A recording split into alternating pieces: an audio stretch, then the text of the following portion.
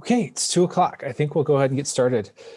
Thanks for joining us for today's town hall on final coronavirus relief fund reporting to the state of Montana. If you're joining us, you presumably have received some grant funding from the state of Montana's coronavirus relief fund, and you are trying to figure out if how to fill out the final reports in a way that ensures your compliance and ensures you don't have to have any payback, and ensures that everyone's happy. So that's what we're here to cover.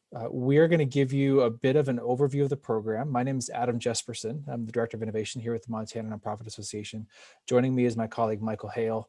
And we have been sort of M&A's tip of the spear, you could say, on this initiative to make sure that you all, as our members, have the resources you need to fill out the reports in a way that ensures compliance. So this time is yours. We're going to provide an overview of the program, answer some questions that we've been getting in regards to our presentation here. And then it's your time for questions that you have, anything that you have regarding your individual situation. If we can answer it, we will. If we're not able to answer it, we will push it up the chain of command and we will ask the Department of Health and Human Services with the state of Montana and get an answer for you as quickly as possible. This is the first of 2 town halls we're doing. We're going to do another one on Thursday, which is going to be a retread of this information. But we may have, if you have any questions that are outstanding that we're not able to answer, we may have answers to those by Thursday afternoon, and we can give you an answer at that point in time. So we have some resources here. We have a CRF reporting resources website that has answers to frequently asked questions and some other resources for you. That's posted in the chat. You can find that there and get access to that at any point in time. If you wouldn't mind, as we're going through this, if you have a question, please type it into the chat as it comes to your mind as we're going through the presentation, and then we will find a spot to stop and answer questions as best as we're able as we work our way through this. So again, this is your time. We're here to provide an overview and then answer questions that you may have. Right or not, here we go. Also, this presentation is recorded. The slides are going to be available. All of this will go out to you at the end of this session.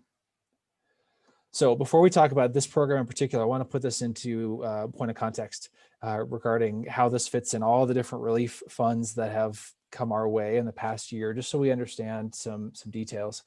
So back in May or June of 2020, the federal Congress passed the CARES Act, which had a number of different relief provisions in it, including unemployment assistance.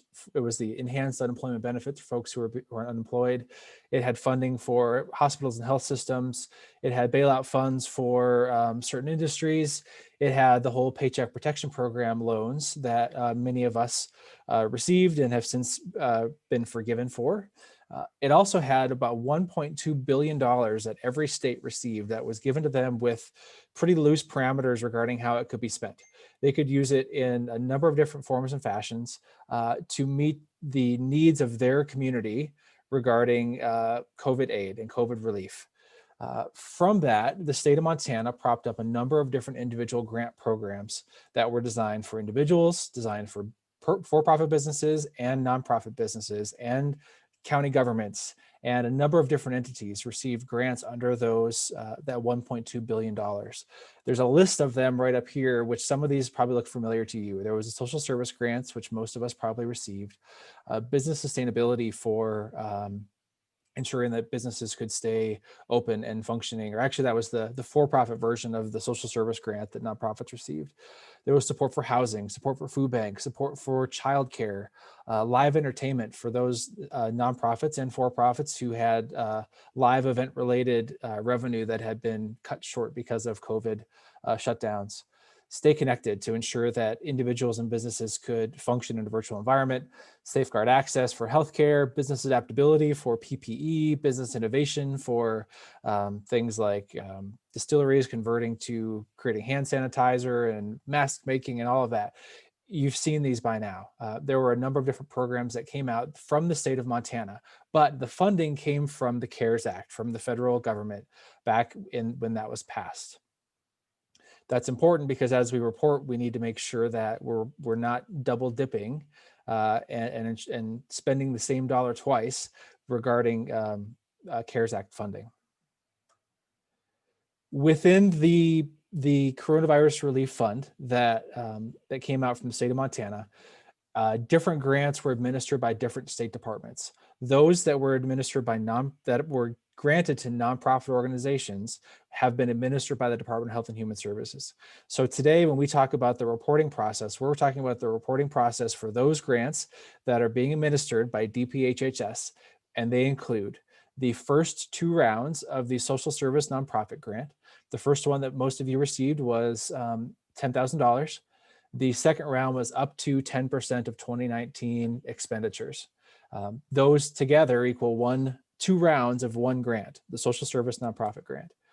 In addition, there was the school-age childcare grant, which went to nonprofit childcare providers and for-profit childcare providers, and county governments and school districts, and anyone who is in the business of providing childcare to school-age youth who may be in sort of a remote learning or a hybrid learning environment. Food bank and food pantry assistance, of which there have been multiple rounds. Stay Connected for seniors and Safeguard Access.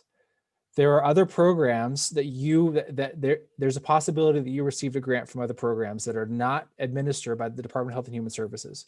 We are not necessarily covering the reporting process for those grants because that's a bit outside our purview, a bit outside our scope. We've been partnering with DPHHS. However, I would assume that the reporting process is going to be very similar, if not exact, for those other grants. For each individual grant you received, you are required to do an individual report. So if you received a food bank, food pantry assistance grant and 2 rounds of social service grants, that's 2 separate programs. It's 2 separate reports. You have to submit a final report for each of those. The only grant program that is not requiring a report is the business adaptability, which was the grant program for you to go out and purchase PPE and other supplies and equipment to ensure that your workplace was conducive to the public health requirements that were coming out from the state of Montana. That one doesn't require a report because that was granted on a reimbursement basis. You submitted your receipts and your expenditures and said, we bought a computer and face masks and gloves, and we want to be reimbursed for that expenditure. The state reimbursed you for that. They consider that process, all the reporting that needs to be done. So there's no reporting due for that, but the rest of them need an individual report for each of those grants that you received. Considering that social service grant is 2 rounds of 1 program. So it's not 2 separate reports, it's 1 report for 2 grants of the social service program. The grants that you received are eligible, or you're allowed to use those for expenditures from March 1st through December 30th of 2020. So even if you got the grant in November or December or September, whenever you receive the funding, you can use it for expenses all the way back to March 1st. So don't feel like it has to be only for expenditures from that point in time when you actually receive the funds. You can go all the way back to March 1st and showing in your accounting system that you're using these funds for these expenses going back to March 1st all the way through December 30th. Can't be for expenses from prior to March 1st, can't be for expenses after December 30th, but for that 9-month period of time, you can say I'm using these grant funds for these expenses.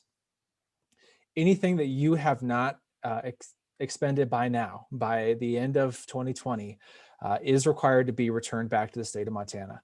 And you should have received an email from the state that back in early December, most likely late November, that detailed that process. So there's a process for you to basically cut a check back to the state saying we received a grant for $100,000, we spent 90, we weren't able to spend 10 by the end of the year. You're required to send that money back to the state of Montana to be reallocated, reappropriated. There are exceptions to that. A good example, which we've fielded a bunch of questions for, is something like payroll, where the expense is accrued, your staff work from December 15th through the December 30th. That expense is accrued within the calendar year, but you don't cut checks until the second week of January, or at the end of the first week of January. That's okay. And there's other instances like that where you accrue the expense, but you don't actually cut the check or pay the credit card or work through that payroll process or the purchase order process to have the check fly out the door before the end of the year. That's okay. As long as the expense is accrued within the end of that year, you're okay. And you can still have the check that was cut in January. But by this point in time, between now and you're really the end of the month, for those that were accrued in December, get those checks out the door so you can close the book and move forward.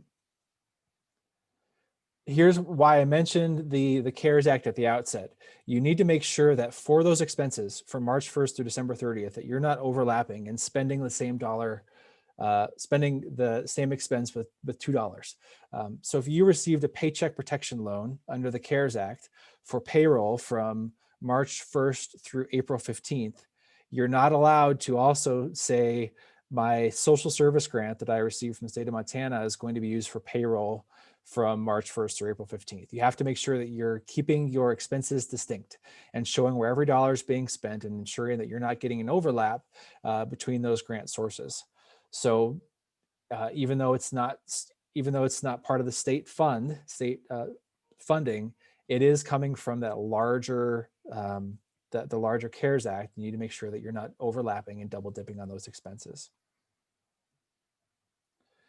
You all have received an email from the state of Montana. Whoever filled out your original grant application and you received that grant, whoever that person was, received an email in their inbox that said you have a report due by the end of this month, and outline the process for accessing that and filling that out.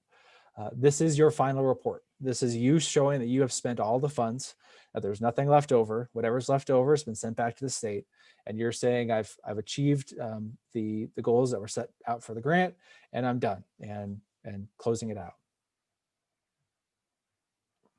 Some of you, for those grants that were administered by the Department of Health and Human Services, there was an interim grant process where you submitted a report back in November that said, here's how much we've spent to date, here's how much we have left, and we anticipate spending by the end of the year, or we anticipate a payback, whatever that looks like. If at that point in time, you click the box that said, this is my final report, I've spent all the money and I'm ready to close this out, that report is considered your final report. And you can disregard any emails you've received since then saying you have a report due. So if when you did, I'll repeat that, when you did your interim report, if you clicked the box that said, this is my final report, I've spent all the funds and I'm ready to close out my grant, that was all you needed to do. You are now done, and you don't have to worry about this final report that's coming up. For the rest of us, for those that at that point in time hadn't spent all the funds, or even maybe received some of the funds, and we still had some more money to receive and then spend down, we clicked at that point in time, this is my interim report, and we gave an update on where we were at that point in time, and now we have to go back and do the final report. So just making sure that some of you may have already been done with that interim report, call it your final. Disregard anything you've received since then that says you have another report due. Big point of emphasis. If the total amount of coronavirus relief fund grants that you receive from the state of Montana, from that long list of grant funds that I showed earlier, if the total amount of those funds equals $50,000 or more, you are required to submit a general ledger report that outlines the transactions for each of those grants that you received, an individual GL, general ledger, for each grant, for each report, if the total sum is $50,000 or more. If we have some folks, we've gotten a question about fiscal sponsorship. So if you fiscally sponsor other organizations, their total, the grants that the fiscally sponsored organization received does not count towards your $50,000. Consider those fiscally sponsored organizations as individual organizations unto themselves. So if their individual grants don't add up to 50,000, they don't need to submit a general ledger. If yours don't add up to 50,000, you don't have to submit a general ledger. If the combined sum of yours happens to go above 50,000, you still don't have to, because they're independent of themselves. So for some of you who may be experiencing fiscal sponsorship, we can answer any questions you may have, but just so you know, consider them independent organizations, even though they're sponsored under your EIN.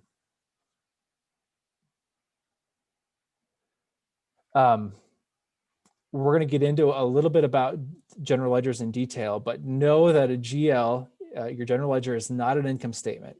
It's not a profit and loss. It's a specific report that can come out of your accounting software that shows a starting balance of the fund, the individual transactions with that were paid down within that fund, and the total balance at the bottom.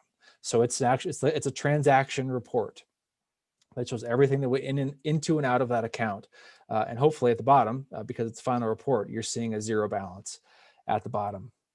You need to have a separate report for each grant, like I mentioned.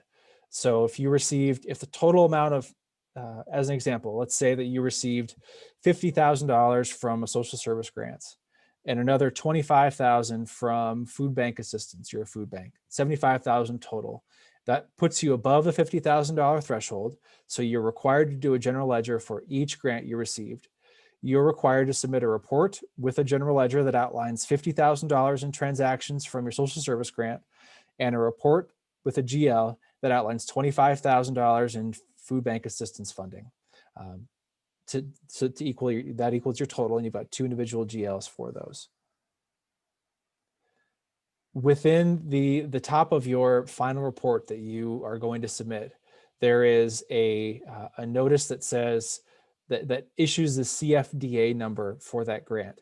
Each grant that you've received will have a unique CFDA number. So just know that if it's a different program, it's a different grant, it's going to have a different CFDA number. But if you actually want to go and actually look at those numbers, you'll see that they're distinct, and each number requires its own report and its own GL.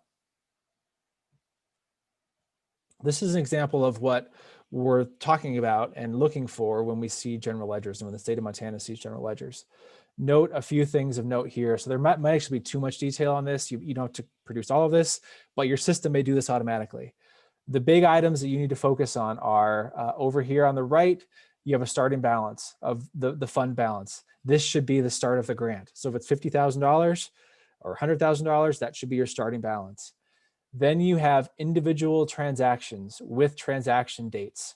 When did you spend the money on payroll? What payroll period? When did you cut the check or accrue the expense for food or for supplies or for equipment, whatever it is? The name of the vendor who that money was spent towards.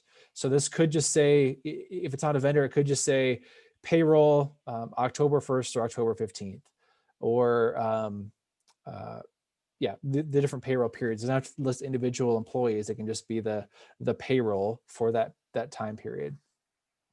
Then you have the amount here that's subtracting and the running balance here. You should see when this is done that you've got the total amount of spending and the total balance equals zero. This is the kind of report that the state of Montana is looking for in a general ledger. It might be impossible, or at least very difficult, for you to produce this report straight out of your accounting system for just those expenses that you've incurred for a CRF grant.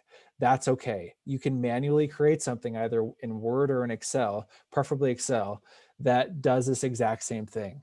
So you can run a general ledger out of your system that just shows, all of the transactions for your organization for the time period you're looking for. And then from that, you can manually create the ledger for only those expenses that you're showing as being expenses for your grant funds. It doesn't have to come straight from QuickBooks or straight from your accounting software to be valid. You can put it into Excel, scrub it for those expenses that don't apply, as long as you have these components: the starting balance, the transactions, the dates, the ending balance that shows that you're squared away and that you're good. Make sure when you get into that final report and it says, how did you spend your funds? It's going to have some categories. It's going to say, how much did you spend on payroll? How much did you spend on supplies? How much did you spend on equipment? How much did you spend on other? And then you have a chance to list out the other categories there. Make sure as you fill that out and you put in those totals, when you run your general ledger, make sure that those categories are showing up and that they're matching what you're putting into your final report. So if you said that you're spending $75,000 on payroll, make sure your GL shows $75,000 and expenses that equal $75,000 and the pay periods that go into that. Make sure they match the totals that you're putting into that final report and match those different categories. We have on our Coronavirus Relief Fund reporting resources webpage a video that my colleague Michael Hale completed that shows how to run a general ledger out of your accounting system. We at M&A use QuickBooks Online, and this shows you how to run a GL out of QuickBooks Online, both for payroll and for non-payroll expenditures. So it should be pretty straightforward from there.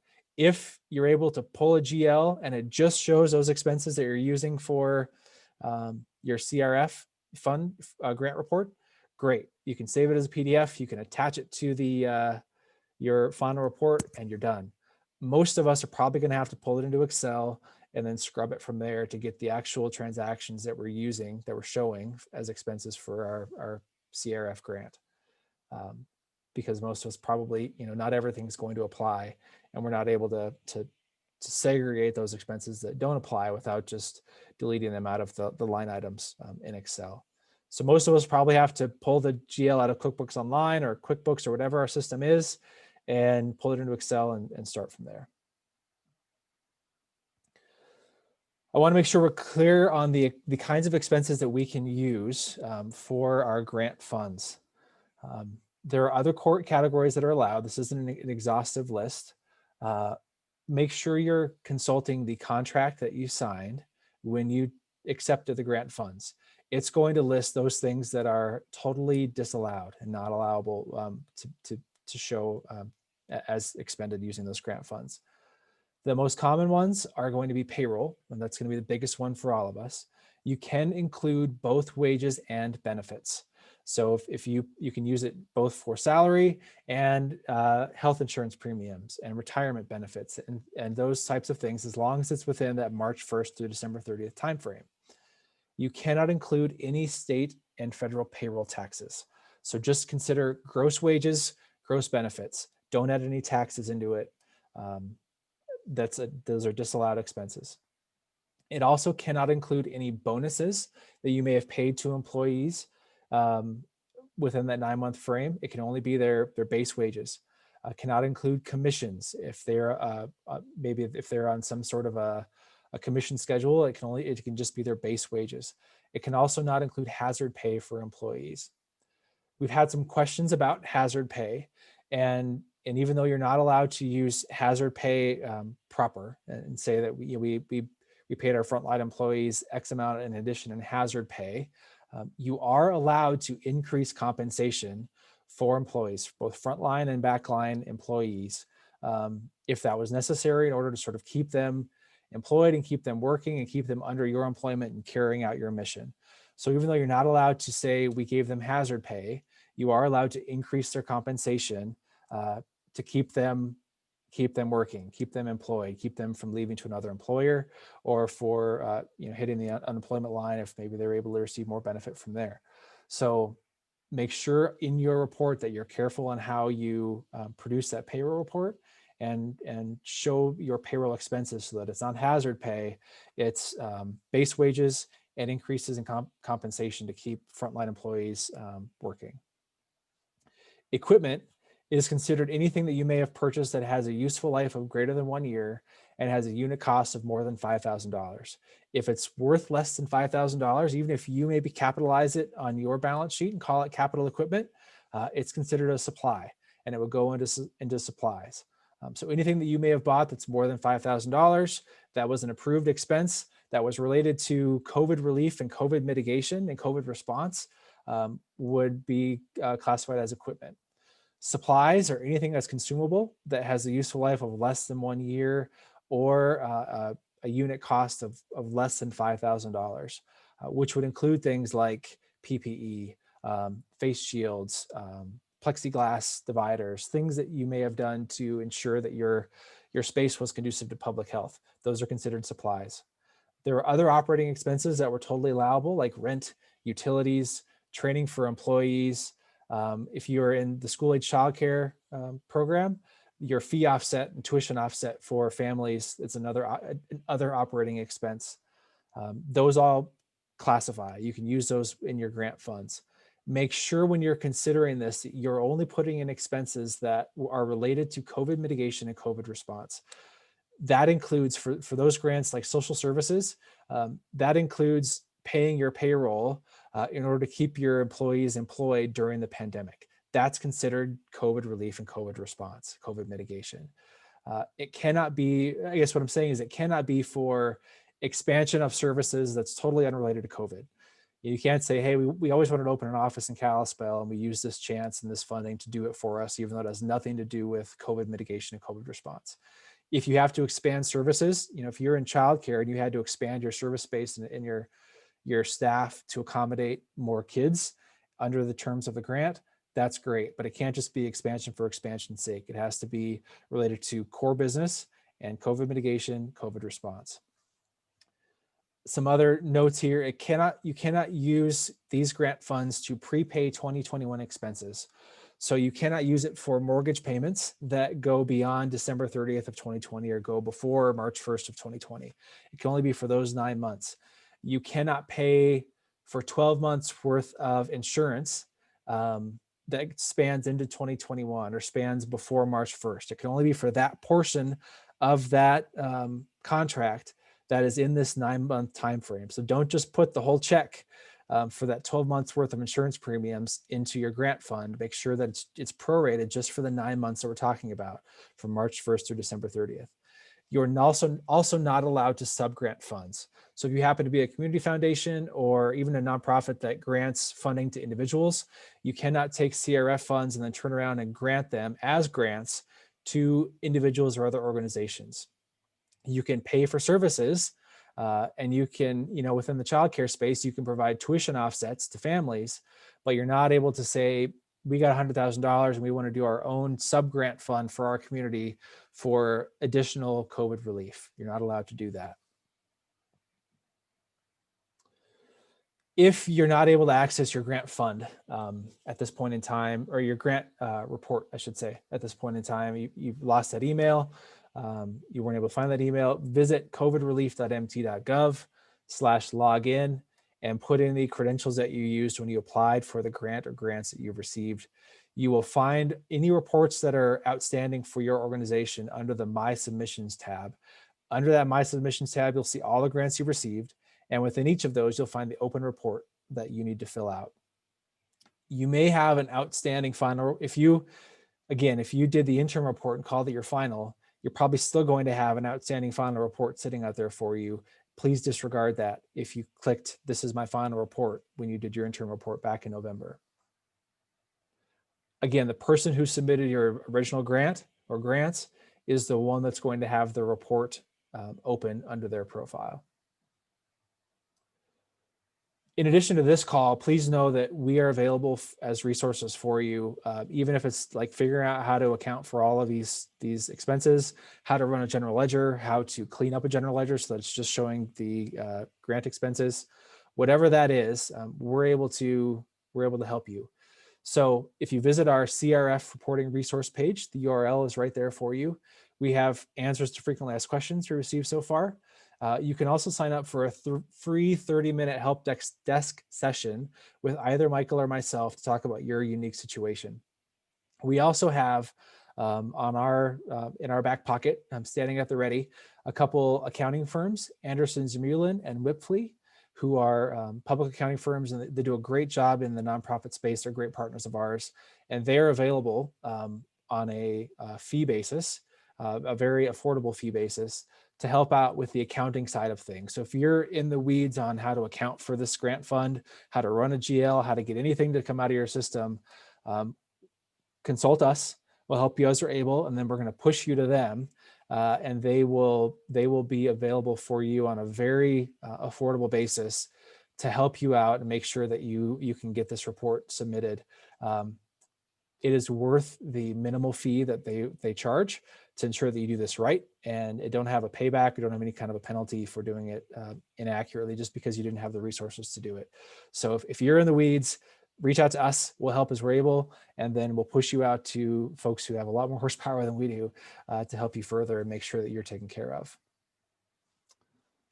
In addition, if we can't answer a question, we'll ask the state of Montana and get an answer as quickly as possible, knowing that we're coming up on the deadline. We're less than 2 weeks away from putting this program to bed and having those final reports done.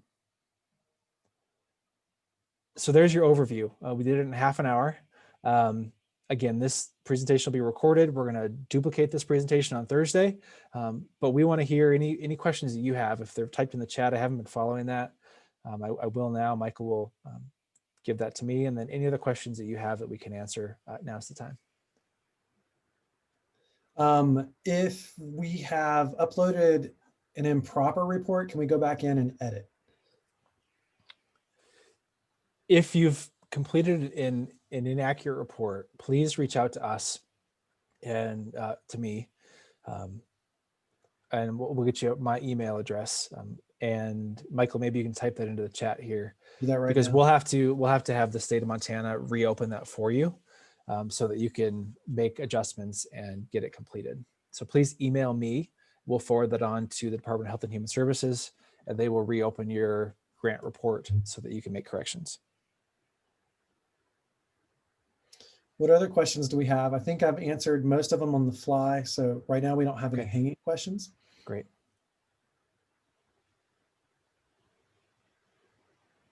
And it's a small crew. So if you guys want to unmute yourselves and just ask your question, feel free to do that.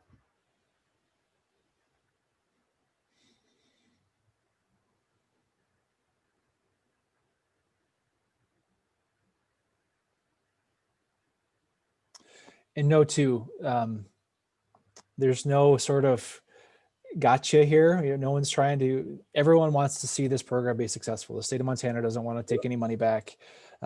So you may get some feedback from them if you submit a report and it's not looking what they wanted to see, like what they wanted to see. You may get some feedback back from them saying, hey, we actually need to see the report in this form or fashion, or this was an unallowed expense, please change it, whatever it might be. And they're also available for questions, and we can get answers from the state pretty quickly. And so that's what we want to do. Everyone's in this to make sure that everyone's successful.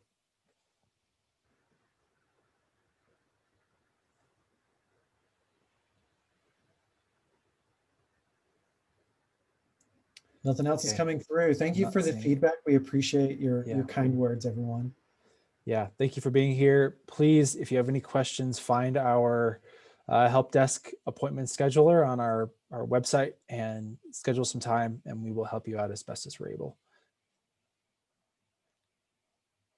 Thank you all, and have a great day.